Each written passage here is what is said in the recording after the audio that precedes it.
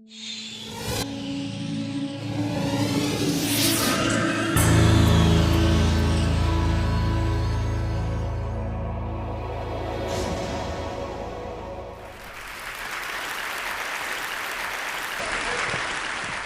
I'll start with this. A couple of years ago, an event planner called me because I was going to do a speaking event. And she called and she said, I'm really struggling with how to write about you on the little flyer. And I thought, well, what's the struggle? And she said, well, I saw you speak, and I'm going to call you a researcher, I think, but I'm afraid if I call you a researcher, no one will come because they'll think you're boring and irrelevant. And I was like, okay. And she said, but the thing I liked about your talk is, you're a storyteller, so I think what I'll do is just call you a storyteller. And of course, the academic, insecure part of me was like, you're going to call me a what? And she said, I'm going to call you a storyteller. And I was like, oh, why not Magic Pixie? I was like,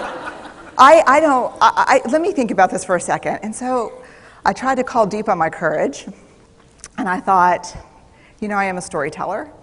I'm a qualitative researcher. I collect stories. That's what I do. And maybe stories are just data with a soul, and maybe I'm just a storyteller. So I said, you know what? Why don't you just say I'm a researcher storyteller? And she went, there's no such thing. So I'm a researcher or storyteller. And I'm going to talk to you today. We're talking about expanding perception. And so I want to talk to you and tell some stories about a piece of my research that fundamentally expanded my perception and really actually changed the way that I live and love and work and parent. So where I started was with connection, because by the time you're a social worker for 10 years, what you realize is that connection is why we're here. It's what gives purpose and meaning to our lives. This is what it's all about. It doesn't matter whether you talk to people who work in social justice and mental health and abuse and neglect. What we know is that connection, the ability to feel connected, is neurobiologically, that's how we're wired. It's why we're here. So I thought, you know what? I'm going to start with connection. Well, you know that situation where you get an evaluation from your boss, and she tells you 37 things that you do really awesome and one thing that you can't, an opportunity for growth. And all you can think about is that opportunity for growth, right? Well, apparently this is the way my work went as well, because when you ask people about love, they tell you about heartbreak. When you ask people about belonging, they'll tell you their most excruciating experiences of being excluded. And when you ask people about connection, the stories they told me were about disconnection. So very quickly, really about 6 weeks into this research, I ran into this unnamed thing that absolutely unraveled connection in a way that I didn't understand or had never seen. And so I pulled back out of the research and thought, I need to figure out what this is. And it turned out to be shame. And shame is really easily understood as the fear of disconnection. Is there something about me that if other people know it or see it, that I won't be worthy of connection? The things I can tell you about it, it's universal. We all have it. The only people who don't experience shame have no capacity for human empathy or connection. No one wants to talk about it, and the less you talk about it, the more you have it. What underpinned this shame, this I'm not good enough, which we all know that feeling, I'm not blank enough, I'm not thin enough, rich enough, beautiful enough, smart enough, promoted enough. The thing that underpinned this was excruciating vulnerability. This idea of, in order for connection to happen, we have to allow ourselves to be seen, really seen. But here's what I can tell you that it boils down to. And this may be one of the most important things that I've ever learned in the decade of doing this research. My 1 year has turned into 6 years, thousands of stories, hundreds of long interviews, focus groups.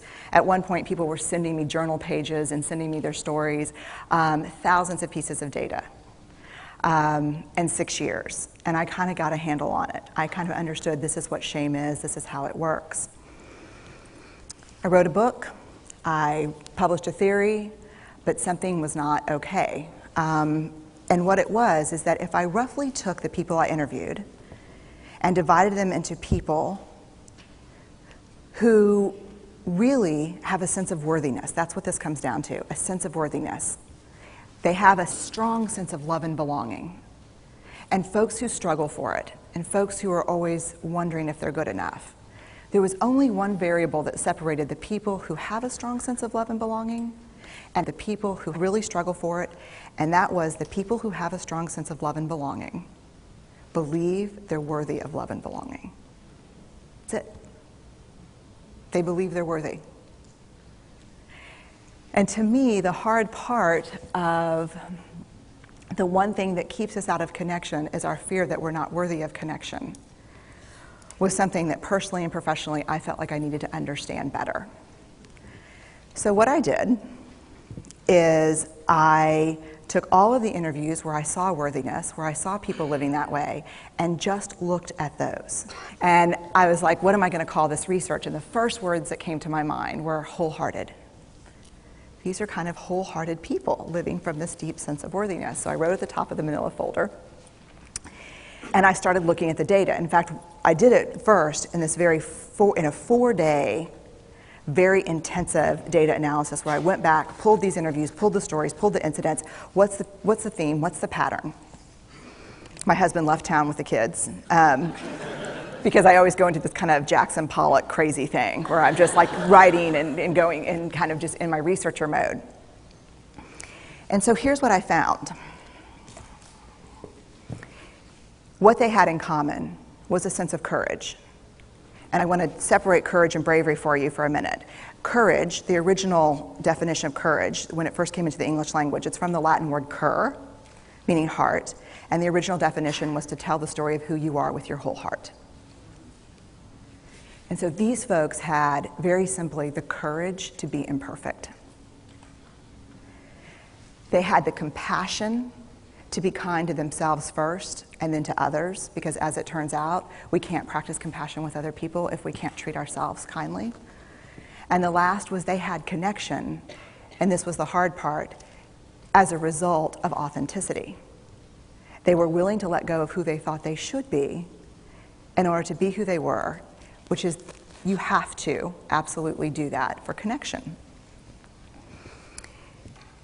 The other thing that they had in common was this. They fully embraced vulnerability. They believed that what made them vulnerable made them beautiful. They didn't talk about vulnerability being comfortable, nor did they really talk about it being excruciating, as I had heard earlier in the shame interviewing. They just talked about it being necessary. They talked about the willingness to say, I love you first. The willingness to do something where there are no guarantees. And so then I went back into the research and spent the next couple of years really trying to understand what the wholehearted, what the choices they were making, and what are we doing with vulnerability? Why do we struggle with it so much? Am I alone in struggling with vulnerability? No. So this is what I learned. We numb vulnerability. When we're waiting for the call, it was funny, I sent something out on Twitter and on Facebook that says, how would you define vulnerability? What makes you feel vulnerable? And within an hour and a half, I had 150 responses. Because I wanted to know, what's out there. Having to ask my husband for help because I'm sick and we're newly married. Initiating sex with my husband. Initiating sex with my wife. Being turned down. Asking someone out. Waiting for the doctor to call back. Getting laid off. Laying off people. This is the world we live in. We live in a vulnerable world. And one of the ways we deal with it is we numb vulnerability. And I think there's evidence. And it's not the only reason this evidence exists, but I think that it's a huge cause. We are the most in debt, obese, addicted, and medicated adult cohort in U.S. history. The problem is, and I learned this from the research, that you cannot selectively numb emotion. You can't say, Here's the bad stuff. Here's vulnerability, here's grief, here's shame, here's fear, here's disappointment. I don't want to feel these. I'm going to have a couple of beers and a banana nut muffin. I don't want to feel these. And I know that's knowing laughter. I hack into your lives for a living. I know that's, God. You can't numb those hard feelings without numbing the other affects or emotions. You cannot selectively numb. So when we numb those, we numb joy. We numb gratitude. We numb happiness. And then we are miserable and we are looking for purpose and meaning. And then we feel vulnerable. So then we have a couple of beers and a banana nut muffin. And it becomes this dangerous cycle. One of the things that I think that we need to think about is why and how we numb. And it doesn't just have to be addiction. The other thing we do is we make everything that's uncertain certain. Religion has gone from a belief in faith and mystery to certainty. I'm right, you're wrong, shut up. We perfect. If there's anyone who wants their life to look like this, it would be me. But it doesn't work, because what we do is we take fat from our butts and put it in our cheeks. Which just, I hope in 100 years people will look back and go, wow. You know. We pretend that what we do doesn't have an effect on people. We do that in our personal lives. We do that corporate, whether it's a bailout, an oil spill, a recall. We pretend like what we're doing doesn't have a huge impact on other people. There's two things that I've learned in the last year. The first is vulnerability is not weakness. And that myth is profoundly dangerous. Let me ask you honestly, and I'll give you this warning. I'm trained as a therapist, so I can outweight you uncomfortably. So if you could just raise your hand, that would be awesome. How many of you, honestly, when you're thinking about doing something vulnerable or saying something vulnerable, think, God, vulnerability is weakness, this is weakness? How many of you think of vulnerability and weakness synonymously? The majority of people. Now let me ask you this question. This past week at TED, how many of you, when you saw vulnerability up here, thought it was pure courage? Vulnerability is not weakness. I define vulnerability as emotional risk, exposure, uncertainty. It fuels our daily lives. And I've come to the belief, this is my 12th year doing this research, that vulnerability is our most accurate measurement of courage. To be vulnerable, to let ourselves be seen, to be honest. So let me go on the record and say, vulnerability is the birthplace of innovation, creativity, and change.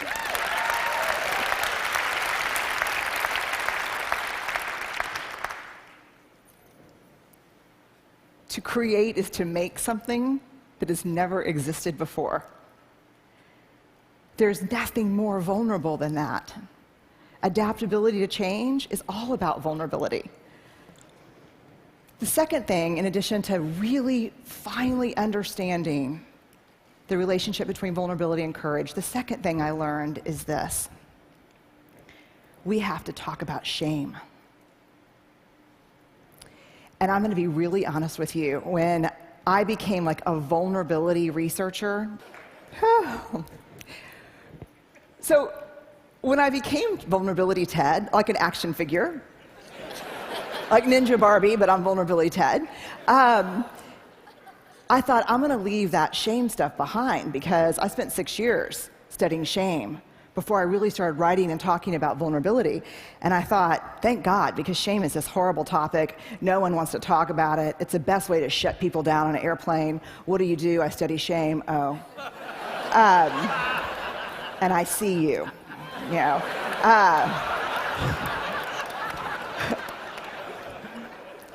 But in surviving this last year, I was reminded of a cardinal rule not a research rule, but a moral imperative from my upbringing.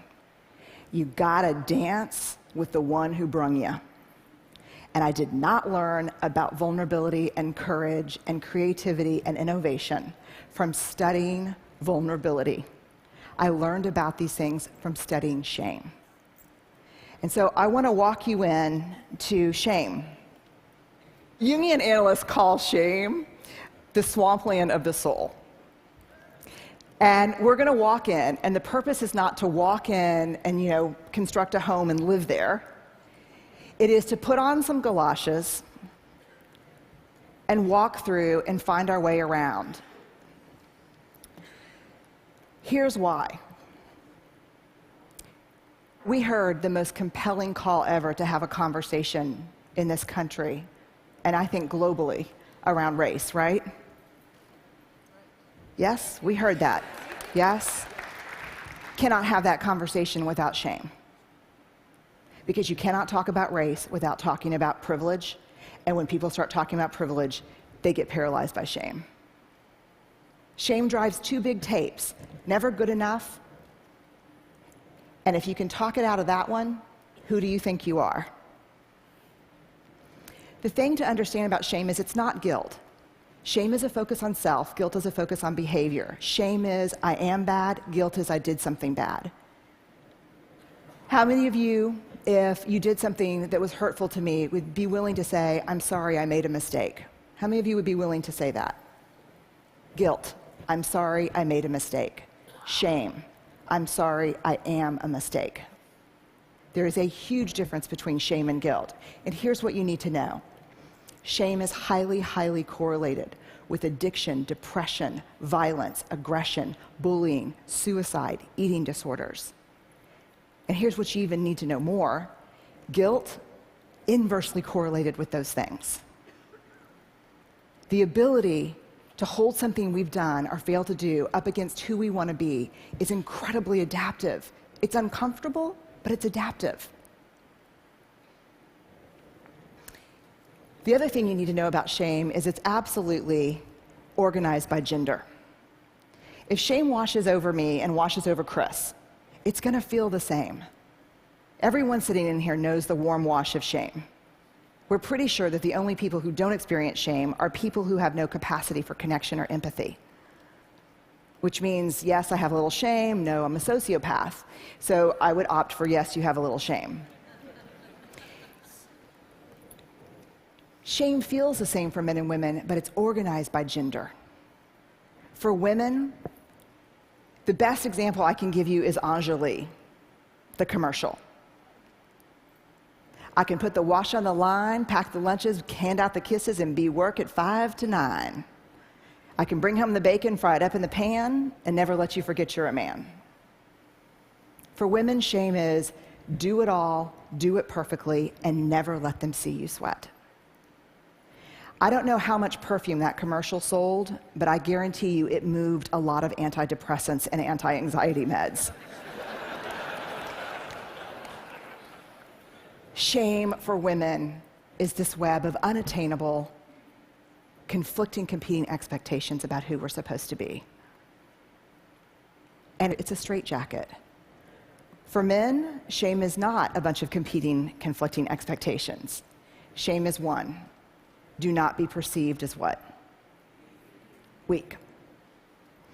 I did not interview men for the first 4 years of my study. And it wasn't until a man looked at me one day after a book signing and said, I love what you have to say about shame. I'm curious why you didn't mention men. And I said, I don't study men. And he said, that's convenient. And I said, why? And he said, because you say to reach out, tell our story, be vulnerable. But you see those books you just signed for my wife and my 3 daughters? I said, yeah. They'd rather me die on top of my white horse than watch me fall down. When we reach out and be vulnerable, we get the shit beat out of us. And don't tell me it's from the guys and the coaches and the dads.